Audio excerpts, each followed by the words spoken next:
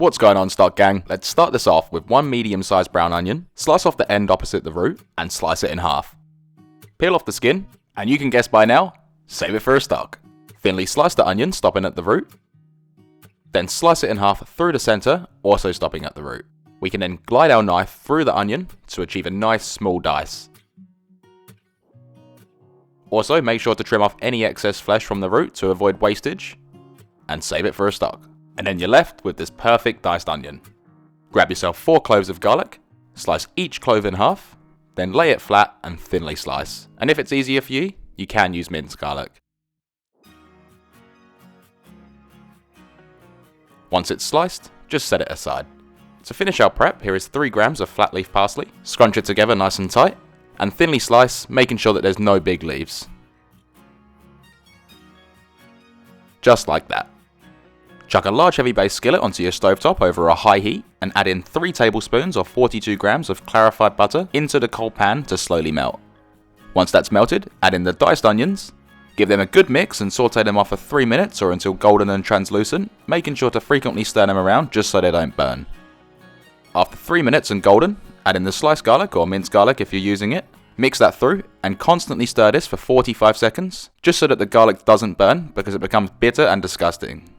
Next, pour in 2 tablespoons or 30 milliliters of brandy, but be really careful as it may flambe, and reduce the brandy for 1 minute, stirring the pan frequently. The brandy adds a delicious deep flavour and helps deglaze the pan, but it can be substituted for beef, chicken or vegetable stock if you can't consume alcohol. Coarsely crack in 1 tablespoon or 5 grams of black pepper, along with 1 tablespoon or 10 grams of green peppercorns that have been soaked in brine, and 50 milliliters of beef stock, which I'll leave my recipe link to in the description below. Give that all a good mix and reduce the stock for 1 minute or until reduced by half. Also quickly, the 10 grams of green peppercorns creates a mild pepper taste, so if you really enjoy pepper, you can double and even triple the amount. After 1 minute and the stock is reduced by half, add in the chopped parsley, 3 sprigs of fresh thyme, 450 milliliters of full fat thickened cream, and gently mix all of those ingredients and flavours together.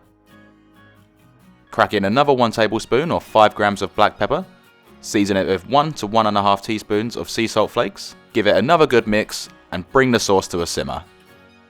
Now that our sauce is at a simmer, reduce the heat to low and allow this to simmer away for 10 to 12 minutes or until the sauce is reduced by half and is nice and thick and rich. Also make sure to stir this around every now and again just to let those flavours befriend each other. So this has now been 10 minutes, you can see that the colour is beautifully golden brown and the sauce is nice and thick and looking really rich. We can then turn this off the heat, fish around for those thyme sprigs and remove them from the pan, making sure to not drop them on your feet like I did. Remove your pan from the stovetop and let's finalise our sauce. Give the sauce another good dosage of cracked black pepper. And then for presentational purposes, top it off with 2 to 3 sprigs of thyme, and then you can serve the sauce up with whatever you'd like. This sauce is seriously so good. It's well reduced, rich and creamy. It has the most amazing peppery, piney flavour, along with the garlic, the sweetness from the brandy, and the richness from the stock. This sauce is perfect over steak, chicken and pork, in a pasta, with vegetables and so much more. This recipe serves 4 to 6 people but can be halved if you like less and doubled if you want more. It will last 3 days in your fridge, and to reheat, gently heat it in a pan over a medium-low flame. I really hope you enjoyed this video and I was able to teach you something. If you did, be sure to smash that like button for the YouTube algorithm and to help my channel grow, and consider subscribing along with hitting that bell notification to see hundreds of more fantastic recipes. Thanks for watching everyone, stay safe and enjoy.